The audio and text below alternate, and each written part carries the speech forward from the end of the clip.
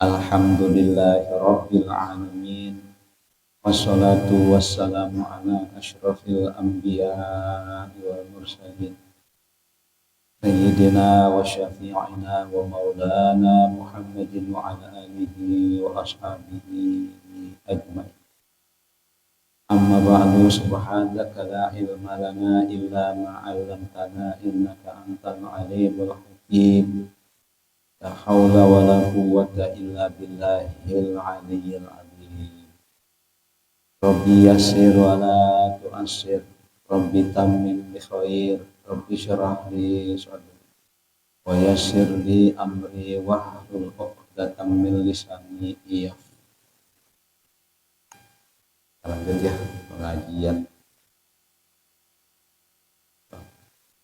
tercelaknya buruk sangka, tercelaknya perilaku ghibah. Kemarin sudah dikatakan di annal ghibata antazkura akhaka bima fihi wa amma ma laysa fihi fa huwal buhtanu wa huwa asyaddu minal ghibah. Jadi kita nyebutin yang ada pada saudara kita, dan memang itu ada, itu namanya ghibah. Kalau itu nggak ada, itu namanya bohong atau dusta.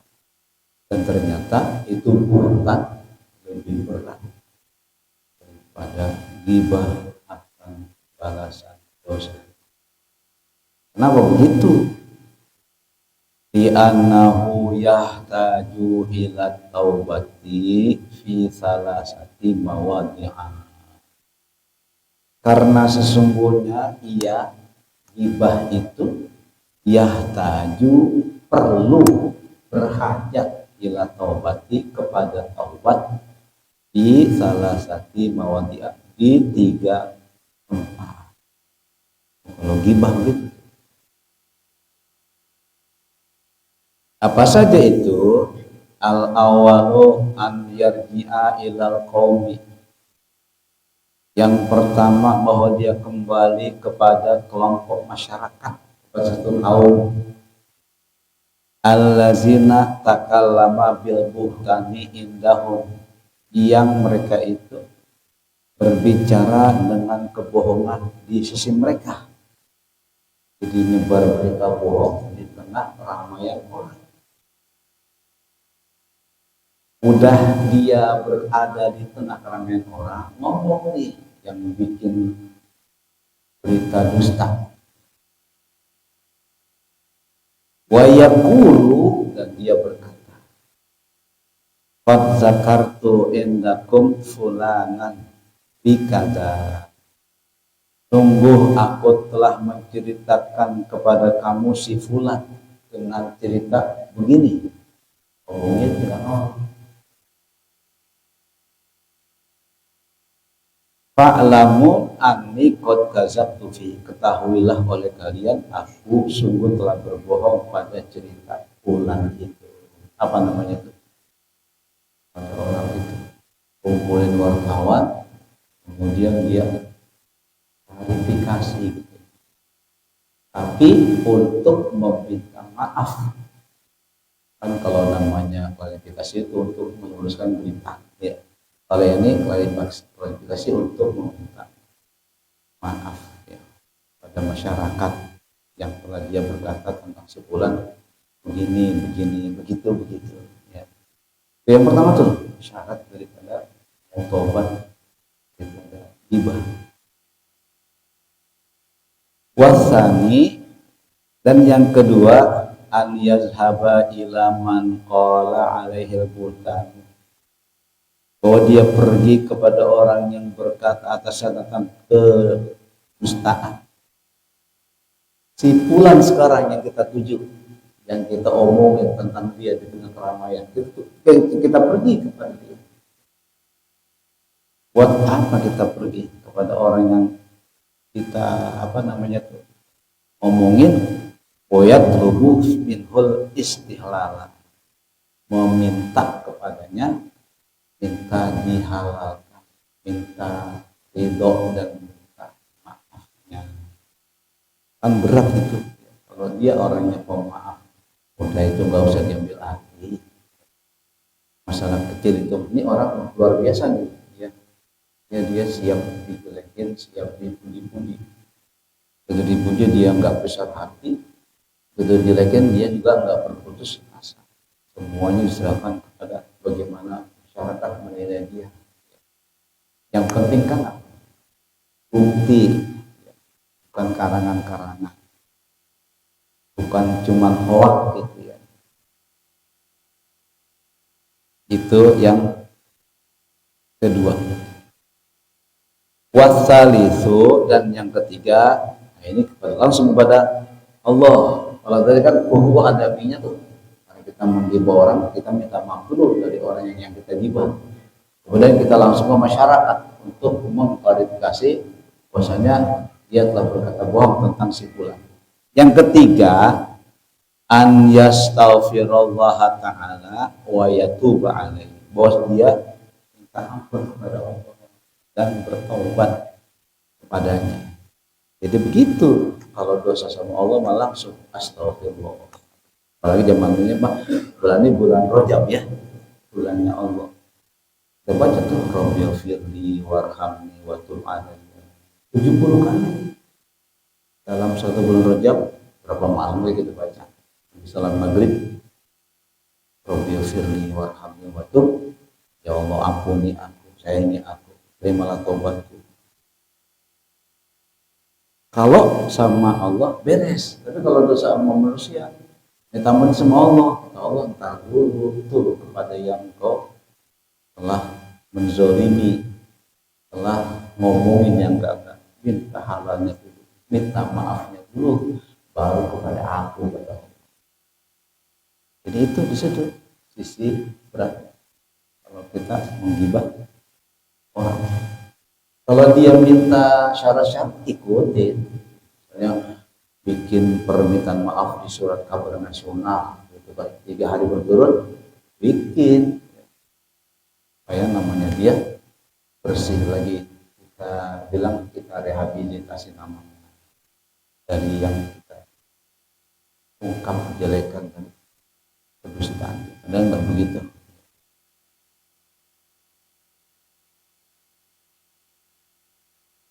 Waliza qala, dan karena itu dikata al ghibatu sawaun, ghibah itu sama saja.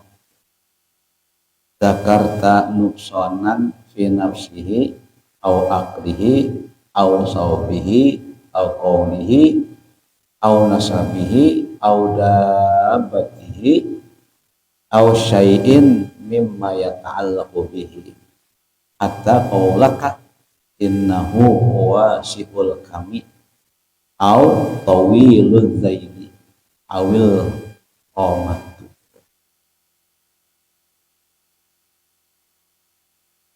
Ghibah itu sama saja engkau menyebutkan kekurangan pada dirinya, walaupun itu ada, jangan kita sebut. Dia juga nggak mau kalau dia melihat dirinya kekurangan, jalannya tingkeh, tingginya sampai meter tak sampai, ini orang kecil, orang cebol, itu udah dosa. Ngomongin yang ada pada dirinya itu namanya ghibah. Au aklihi, atau akalnya, ini orang idiot amat ya, ngomong begini, yang ngomong begitu, seolah kita ngomong dia kagak. Maka kata Nabi, khatibun nasa ala qadri hukum, berbicaralah kalian kepada manusia berdasarkan tingkat pemahaman. Kalau orang itu yang muda idiot, susah nangkep, atau pembelajar, jangan lantas kita bilang lu goblok sih, itu aja kagak bisa. Allah kasih potensi bodoh, potensi pintar, bagaimana dia menggali itu ya, mendaya gunakan potensi dari Allah. Kalau dia rajin belajar, kalau dia mengasah pikirannya, pintar. Dia punya tingkat IQ sampai 10 sampai 100. Kalau ada orang itu kecil dia punya akal, mahal, nggak usah dikomentarin. Apa jawabannya? Apa jawabnya? Mesti kita melihat orang dengan segala minus dan kurang. Allahumma la aisha illa aishul, ya Allah nggak ada kehidupan kecuali kehidupan itu. Jadi kita tutup betul hawa nafsu, ingin mengungkap orang lain akan kekurangan yang kita lihat pada orang. Tutup itu dengan iman, karena bidang nggak boleh tolong apa aja bisa keluar. Au saubihi, atau tentang bajunya, orang baju gombrang bisa batas betul, orang hitam itu baju merah, orang nggak ngerti, wah udah kulit hitam besar baju merah, biarin aja baju apa dipakai ya, urusan dia, ngapa kita dikomentar. Mungkin dia pengen apa tuh menguji bagaimana kalau saya pakai ini, apa kata orang nanti, kan begitu ya. Dalam masyarakat udah ada kekurangan atau dilihat ada ketidakseimbangan, udah kayak Abu Nuwas atau Abu Nawas pernah ngasih nasihat sama putranya, kalau sudah di masyarakat jangan dengerin omongan masyarakat, apa itu, apalagi itu tidak baik. Yang ada pada diri, yakin pada ucapan. Kalau mau lihat bagaimana masyarakat, ayo kita buktikan. Cara ayah sama bapak keluar membawa seekor keledai, dituntun berdua. Apa kata orang? Itu ayah sama anak gimana sih? Ada yang buat dinaikin malah dituntun. Nah, di tempat sepi tuh, nah, baru satu yang kita kerjakan. Omongan banyak. Sekarang kamu naik, bapak yang tuntun. Lewat keramaian, kamu kata orang, itu anak kurang ajar. Bapaknya nuntun, anaknya naik. Udah berhenti di tempat yang sepi, tuh udah jual kopi di masyarakat kita. Ya, sekarang kamu yang turun, ayah yang naik. Kamu tuntun. Lewat keramaian, apa kata orang? Oh, ayah nggak tahu diri, anaknya udah hampir disuruh bawa keledai bapaknya, anak-anak turun. Udah banyak opini. Ya mau dia mau tuntun kek, dia mau naik anak ya pokoknya udah nggak usah, kita nggak usah berpusat. Akhirnya lah dibongkok, keledai dibongkok. Ayah sama anak gendong. Apa kata orang? Itu orang bodoh amat keledai digendong-gendong, kan buat dinaikin. Dampak opini tuh ya. Jadi kalau ada orang yang bajunya komprang atau bajunya dengket, dihina. Ketawa juga jangan, soalnya tuh bahasa ketawa sedang meremehkan dia punya pakaian. Au qaulihi, atau ucapannya, tentang kita orang terpelajar, bahasanya bagus, dengar ada orang desa, orang yang minta ampun ngomongnya macam itu ketawa, itu orang ngomongnya lucu amat ya, masuk itu gibah, padahal itu benar ada pada dia. Au nasabihi, atau nasabnya, anaknya kena kasus, bapaknya dulu kena kasus, ya mungkin bapaknya dulu dah turun ke anak, belum tentu itu barangkali pasangan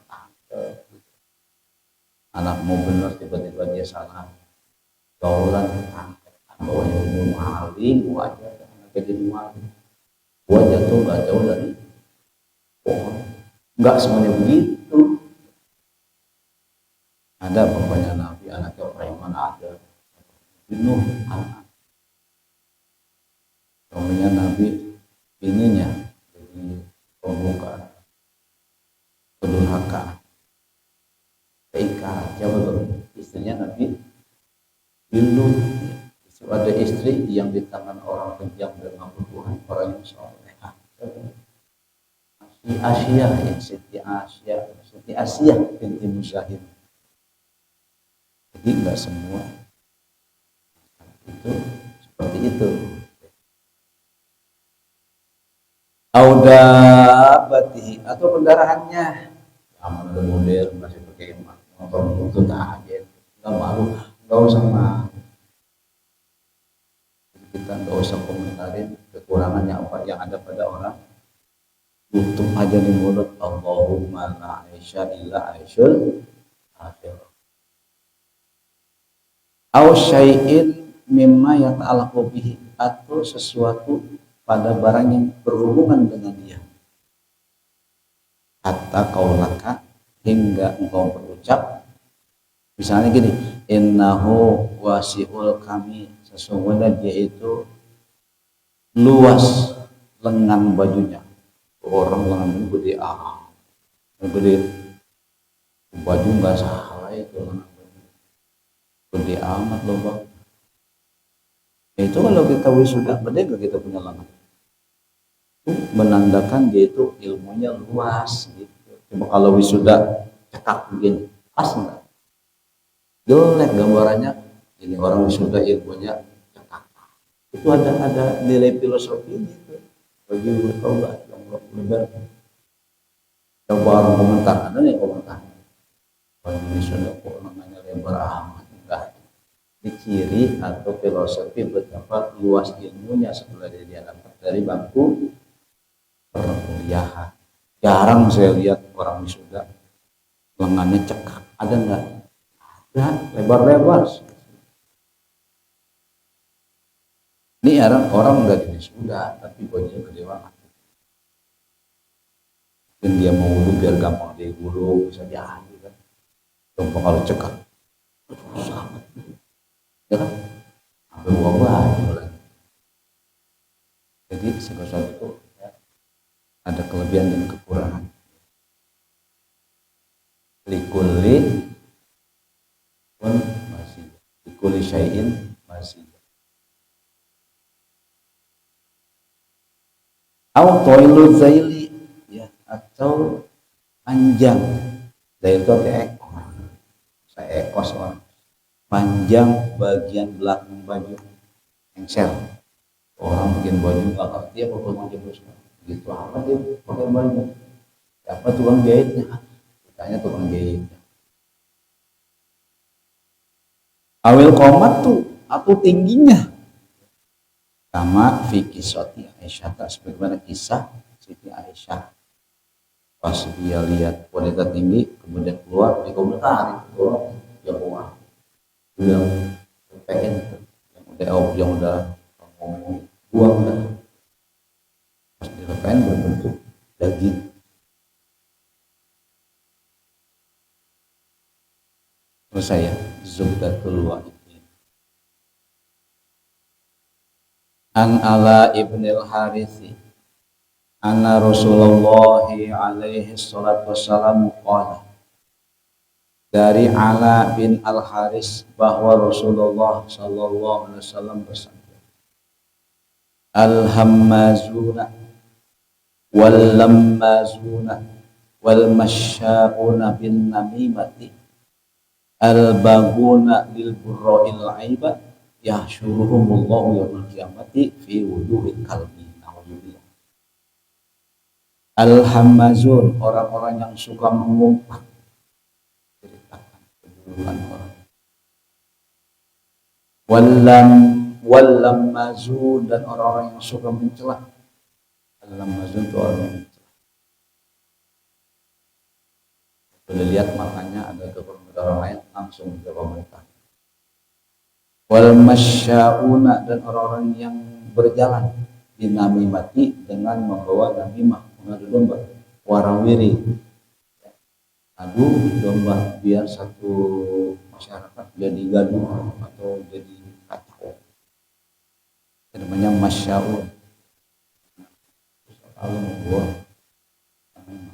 tukang adu domba. Al-baguna, yang mengada-ngada, lil burroi, yang orang yang bersih, al-aiba, dari aib. Orang bersih dari aib, dia cari-cari kesalahan.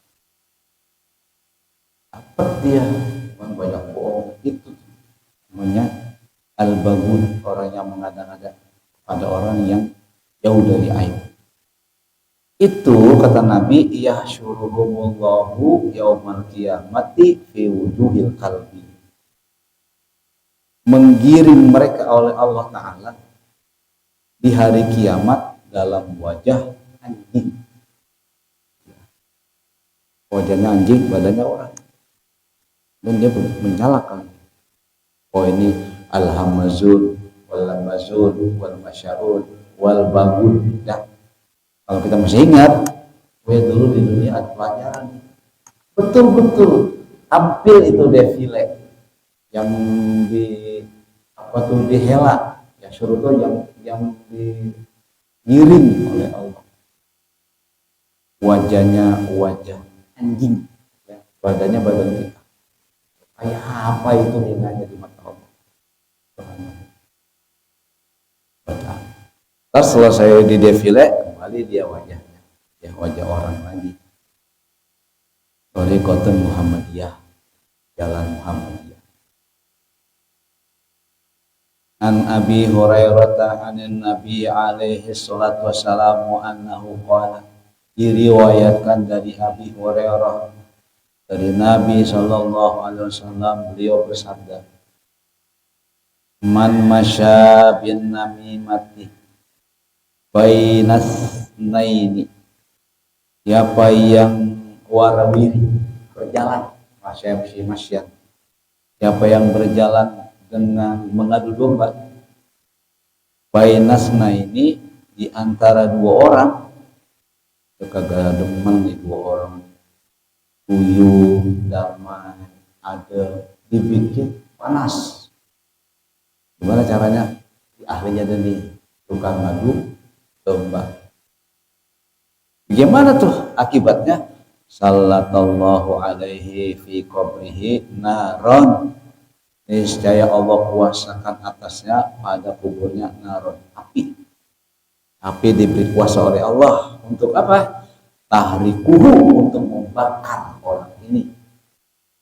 Ila yaumil kiamati, sampai datangnya hari keluar seluruh dosa, dibakar di kuburan. Masya Allah.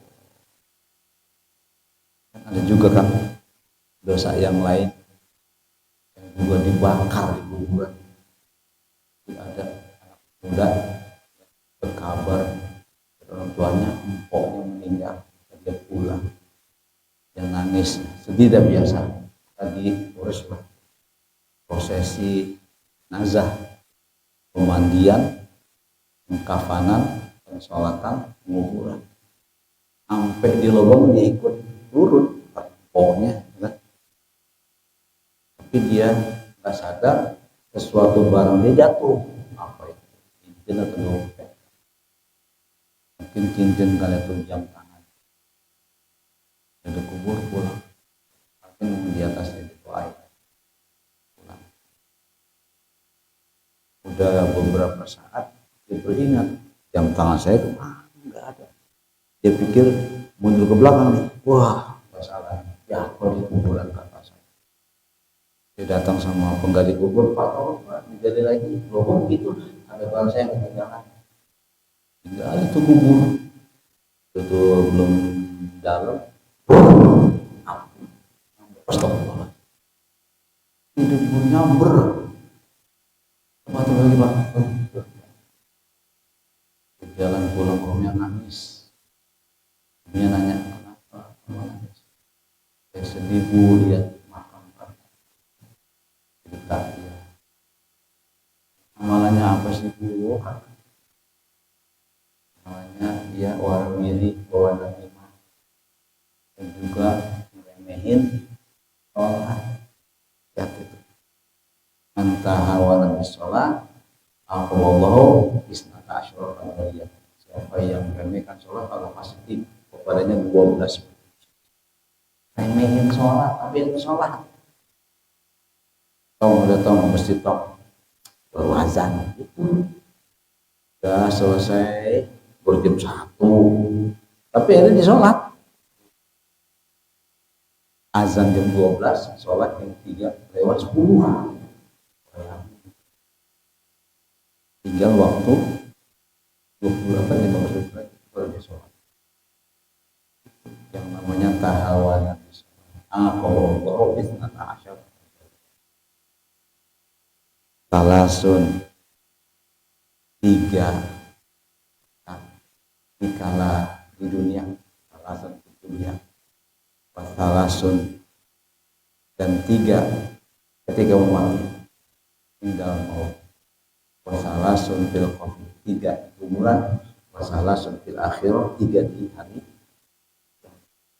dikepung oleh dosa orang yang menghina orang meremehkan. Nah kita kalau ada azan buru-buru dan sahur kemudian jalan ke hidayah dimana rumah kita dekat pekerjaan tinggal dia bisa jadi haram kalau dengar suara Imam Ali aja begitu dengar suara azan ini persendian dolanya gemetar sepertinya mau copot dari tahun 9 wajahnya pucat asli kayak orang kayak mayat dengan orang azan tuh Imam Ali anak Nabi Husain orang tanya kenapa wahai Ali begitu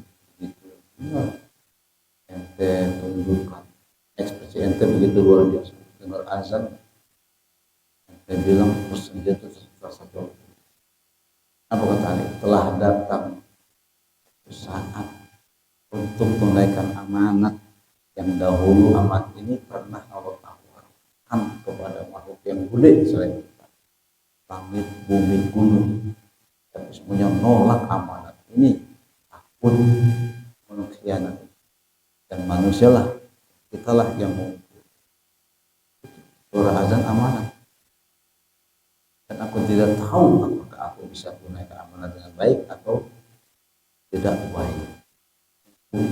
Kalau kita gimana dengan azan? Biasa aja ya kita bukan ini sih hanya nggak begitu bergetar gitu di hati. Banyak orang-orang masuk Islam karena suara azan lupakannya orang bintang aja kalau saya kenal aja contoh sampai sudah sakit parah kemana aja mobil gitu dengan suara azan dia bangun suara apa dari situ yang mulai sembuh ya namanya dokter Samuel bangun adanya bintang laga itu ada bangun juga ya. Itulah hidayah tapi kalau azannya enak ini kan muadzin banyak enak lagi Masya Allah tua tapi sore bagus ring di akhirat boleh derajatnya tinggi gitu ya ibaratkan dengan lehernya itu sekedar intermezzo ya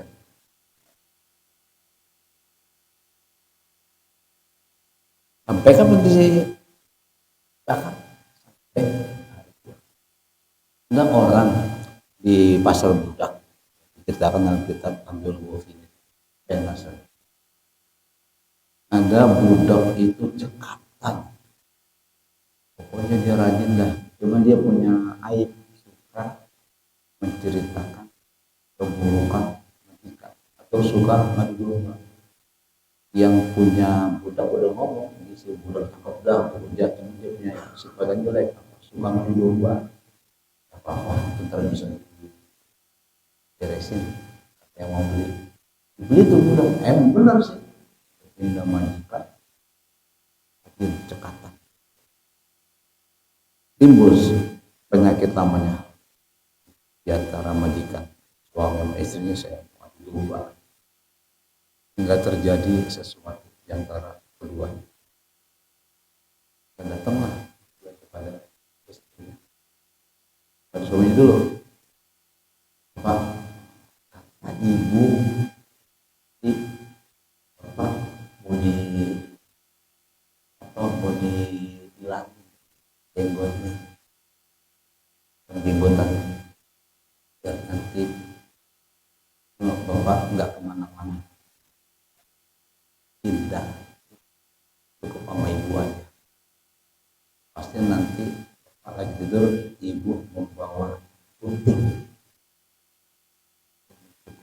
jenggot. Kalau panjang sebenarnya. Jujur kepada majikan putrinya. Bapak sangat suka sama ibu. Nah, gini-gini. Akhirnya begitu keduanya sudah masuk ke tempat tidur, istrinya bawa gunting. Suaminya udah siap-siap. Ini mau digunting di janggut. Ya enggak boleh gunting. Akhirnya tuh gunting direbut, kemudian ditusukkan ke perut istrinya. Meninggal. Akhirnya kan keluarga istrinya enggak terima.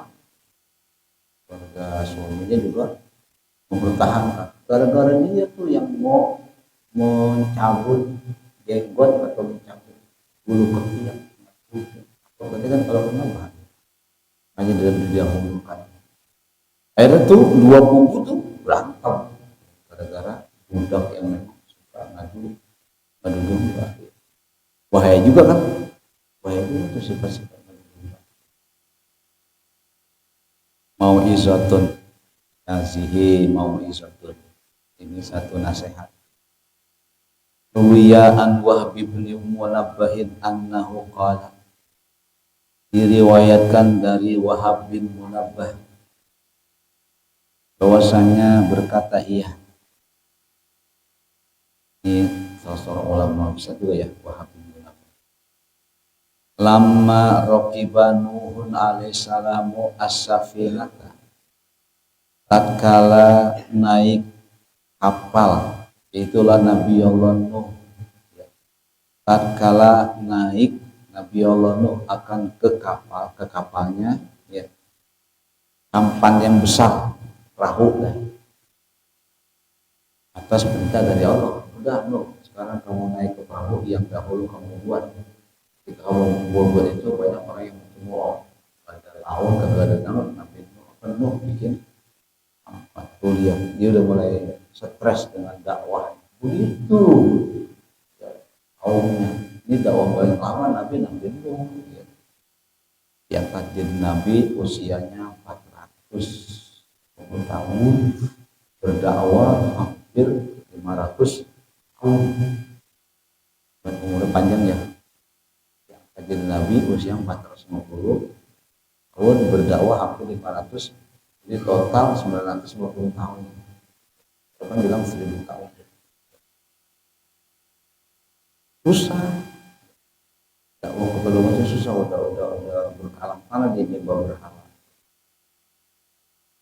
Yakub, Wan, Suwa, Yagus, dan istrinya dan juga anaknya yang laki di barisan para penentang dan membangkang kesalahan Nabi Allah.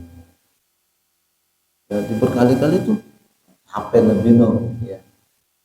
Doa. Inilah pungkasan akhir dakwah Nabi itu doa. Kata hancuran umat. Ya Rabbi la tazar alal ardi minal kafirina dayyar. Ini doa Nabi Nuh. Ya Allah, jangan kau sisakan di bumi satu pun orang kafir ya Allah.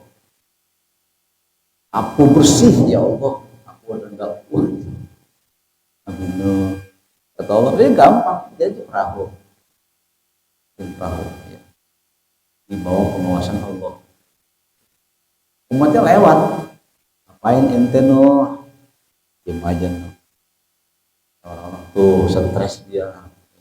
Dakwanya kagak digubris dia malah bikin perahu. Dakwahnya hampir 1000 tahun itu pas umur. Punya umat cuma 83 orang. Satu pesantren usianya 1000 tahun dengan jumlah santri berarti dia gulung tikar apa enggak? Gulung tikar. 1000 tahun santri segitu itu aja. Depan ribuanan tuh santri. Nah, setelah udah jadi lama raqiba Nuhun alaihissalam as-safinata, mengendarai Nuh dan perahunya, adkhala ma'ahu min kulli nau'in zawjayn. Ia memasukkan bersamanya ya, pada setiap jenis itu dua pasang. kucing 2 pasang, kambing 2 pasang, orang suami istri naik semuanya datang. Hatal kalba wal hirrota, sehingga anjing dan kucing pun suruh naik. Dan dia beriman dan Nabi Nuh, ayo anjing naik. Wa mana'a al-kulla anil majabi'ati, dan Nabi Nuh melarang setiapnya dari berjima. Naik kapal jangan hubungan badan. Ingat ya, naik kapal boleh tapi jangan berjima. Satu dan yang lain. Kenapa? Li'alla yatawaladu, supaya tidak ada kelahiran. Kalau ada kelahiran, fatadiku safinat, menjadi sempitlah itu sampan alaihim karena mereka. Di 83 orang suruh naik, berikut hewan yang sepasang sampai di atas kapal. Jangan ada hubungan badan, takut nanti kalian melahirkan, jadi kapal jadi sempit, gitu kata Nabi Nuh. Nah, kita baru tahu dia ada cerita kayak gini. Falam yasbiril kalbu, maka nggak sabar tuh anjing. Ada aja Nabi Nuh pakai jimat juga. Itu kan hak asasi manusia, hak asasi binatang gitu. Pajama tuh anjing jimat juga. Anjing sama anjing dah jimat juga. Faro'atul hirratu, kucing ngeliat tuh anjing yang Nabi Nuh larang dikerjain, dia jimat sama anjing betina. Fajaat ila Nuhin, maka itu kucing datangin Nabi Nuh, datang menuju Nabi Nuh. Akhbarathu alaihissalam, dan mengabarkannya pada Nabi Nuh. Benar begitu, cing, benar ya Nabi. Maka fada'a Nuhun alaihissalam al-kalba, maka memanggilah Nabi Nuh alaihissalam anjing itu. Sudah dibilang jangan hubungan badan, masih bandel juga kira-kira. Walamahu, Nabi Nuh mencela perbuatan anjing. Fakhalla sabilo, dan diberikan jalan keluar. Jangan diulang lagi, berikan jalannya. Tapi fa'ala dzalika, dia berbuat lagi marratan ukhra, di kali yang lain. Dia jima lagi, udah dimaafin, jima lagi. Ya habis dah, habis aja ya, sampai di fajaatil irratu. Wallahul muwaffiq wa yahdina ila shawa'is sabil. Bismillahirrahmanirrahim. Alhamdulillahirabbil alamin. Allahumma shalli wa sallim ala sayyidina Muhammadin wa ala ali sayyidina Muhammad. Allahumma ighfir lana dzunubana wa liwalidina warhamna warhamhum kama rabbawna shighara. Wa li jami'il mu'minin wal mu'minat wal muslimin wal muslimat al ahya'i minhum wal amwat, innaka 'ala kulli syai'in qadir. Allahumma hdina bihudak waj'alna mimman yusari'u fi ridaq wa la tuwallina waliyan siwak wa la taj'alna mimman khalafa amruka wa 'asaq. Wa hasbunallahu wa ni'mal wakil, ni'mal maula wa ni'man nasir, wa la hawla wa la quwwata illa billahil 'aliyyil 'azim. Allahumma rabbana atina fid dunya hasanah wa fil akhirati hasanah wa qina adzabannar. Rabbana taqabbal minna innaka antas samiul alim wa tub alaina innaka antat tawwabur rahim. Wa sallallahu ala sayyidina Muhammadin wa ala alihi wa sahbihi wasallam. Alhamdulillahirabbil alamin. Wassalamualaikum warahmatullahi wabarakatuh.